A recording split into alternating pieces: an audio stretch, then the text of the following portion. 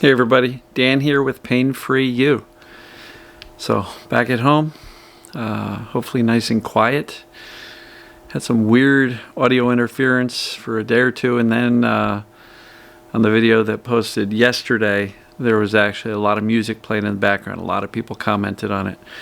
There was a running race called the Broad Street Run happening in Philadelphia, and from my window where I shot the video, I could see one block over and 6 floors down, thousands of people running by. Well, now that I'm thinking about it, they probably had a lot of music playing, and so that's what the camera picked up. I didn't notice it while I was recording because I didn't think the camera would pick it up. The microphone was facing this way, not out. So anyway, we'll have some more quiet videos here. We didn't have Tractor Boy, but we had Music Boy yesterday.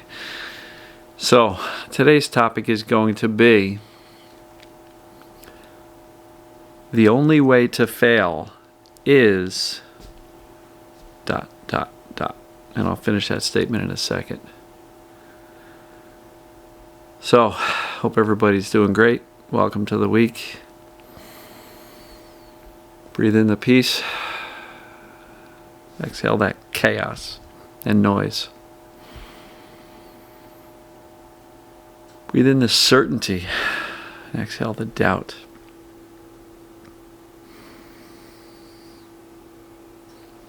Breathe in the strength. Exhale the fear. So, the only way to fail is if you stop trying. We don't do things wrong. We don't fail. We have learning opportunities. Let's say you're working on recovering from this perceived danger pain, also known as TMS, mind-body syndrome, and a number of other acronyms. But let's say you understand what's going on and you've decided to employ many of the various concepts on how to teach your brain to turn off these symptoms. You can't fail. You can only learn. Reframe that in your mind. I did something wrong. I thought this. I did that. I did too much. Those aren't failures. Those are learning opportunities. And don't misinterpret that to mean that you can do too much. It's not the activities, it's the fear of the activities. Why? Because the brain's creating the pain, not the body. Right? Now I'm just going to assume that you've been around for a while and you've already done the assessments. If you haven't, painfreeyou.com/start. There's an FIT assessment in the body of that page, and there's a pain test. Go through the assessments. If it says TMS, if it says perceived danger pain, that's what it is. No doubt. Symptoms from the brain behave differently than if we had a structural, physical, anatomical problem. So let's get the clarity out of the way.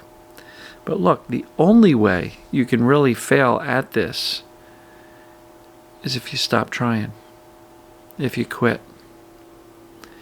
If you convince yourself, I'm too scared, I'm too anxious, this won't work for me because X, Y, and Z. Don't convince yourself that, well, this isn't working, so it must be physical. That's not how we rule in a physical problem. If this isn't working for you yet, all that means is that you have not yet successfully neutralized the fear, aka the perceived danger. So it's really not that complex. Perceived danger is the problem. Safety is the solution, right? And you can't screw it up. If you do something that temporarily gives your brain a perception of more danger, oh, look at that. Symptoms went up. Ding, ding, ding. Learning opportunity, right? I guess I shouldn't be doing that.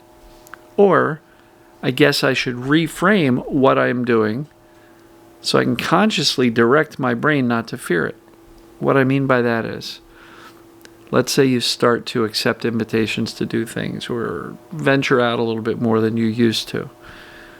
And sometimes when we do that, symptoms can get worse. And many people go running back to their home and say, I can't do that anymore. I'm not ready. And they play small and they stay small. You got to keep venturing out to your abilities, of course. And the reason for that is we want to not just tell the brain, I'm safe, I'm safe, I'm safe, I'm safe. Yes, I'm safe, right? That only goes so far. We really want to show the brain that we're safe. Primarily by starting to do more. And if the symptoms show up, which they may, expect it. Not in a negative way, but just don't be surprised. Let's put it that way. Don't expect the pain, but don't be surprised if it happens. Why? Because you're doing things you haven't done in a while. And so the brain's going to go, whoa, what are you doing? That's all that's happening. So a huge way to show your brain that you're actually okay is if symptoms come or increase, is to remain calm. Hand on your heart. You know exactly what's going on. The symptoms are going up because I'm doing new stuff that I haven't done in a while. So I didn't hurt myself. I didn't overdo it. I just have a scared brain. What's my job? Hey, brain, I got you. You're going to be okay. We are going to be okay. I'm not doing anything dangerous. Trust me. I'm not stupid. I'm not doing anything dangerous. So brain, you can turn that off, right? Messages of safety. The only way to fail is to stop trying. The only way to fail is to know that you shouldn't freak out and do it anyway. I don't mean that judgmentally. I just mean that a lot of us understand mind-body pain, TMS, perceived danger pain. A lot of us know what we need to do. And then on a daily basis, we don't do it. That's a choice you're making, which will slow you down. And as I always say, it doesn't take you any more time or energy to lift yourself up and say, hey, you can do this. We've got this. We're going to be okay. Than it does sit in the corner of the couch cowering, going, oh my goodness, everything is so horrible. I'm so afraid I can't do this.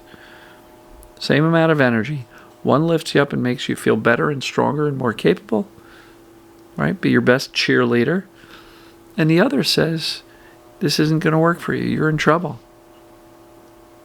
Takes the same amount of time, same amount of energy. Sometimes it feels like we're, swimming against the tide. Because if the momentum has always been towards the negative, that's the flow of energy. To swim against the tide and start to turn that positive, encouraging, supportive, believing, clarity instead of doubt. Yeah, it can sometimes feel like it takes a little while to break the friction and gain momentum. But you can absolutely do it. So, if you're stuck, if you're frozen, and you're not able to move forward, what story are you telling yourself? Stories came up a lot in today's group coaching. A number of people had questions. A number of people were sharing where they were and what they were struggling with. And almost in every case, it's because the story they were telling themselves was, I can't, it's too hard, I'm stuck, I don't think this is going to work, I was doing better, but now I'm not doing better, and I don't know if I can do this, I'm doing this on my own. Story, story, story. And that story is convincing them and their subconscious brain that this won't work. And you have to really evaluate your stories. Evaluate the words you're using as you talk to yourself and others. Would you use those words and tell those stories to a scared kid? Probably not. Sorry.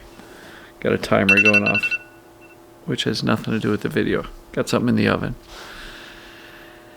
So would you tell these same stories and share these beliefs with a scared kid, a scared child of yours?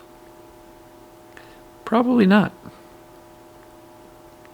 Because for them, we know how to support them. guess what? You can do that for yourself. You can support yourself. That's your job. It's your responsibility. I can point the way, but it's really up to you to remain calm, focus more on living. If symptoms come along, don't panic. Move towards calm reassurance. I can do this. This is going to be okay. Ideally indifference, where you look at yourself and go, okay, symptoms are still here. Don't care. I don't care. Why? Because I know that I'm okay. How do I know that? Because I've done the analysis. I understand perceived danger, pain, and TMS. It's all one and the same. Right? I know it. It applies to me. That really helps reduce the fear. So if I have symptoms today, yeah, it's uncomfortable, but why should I care? I know the less I care, the less I fear, the less I give attention to it, the faster it kind of fades away. So look, the only way you can fail at this is if you stop trying. But if you look at every change in symptoms, whether they're coming back from 0 or increasing from 5 to 8 or 8 to 10, you're not failing. None of this is your fault. You've got a scared subconscious brain that's operating on a bunch of fear and misinformation. This is not your fault. You can't fail. You can only learn and correct. And you keep on correcting course, you'll eventually reach your destination, which is your future life. And I'll tell you, for those 13 years, I didn't think I was getting out of it either. I really didn't. I kind of expected this is my life.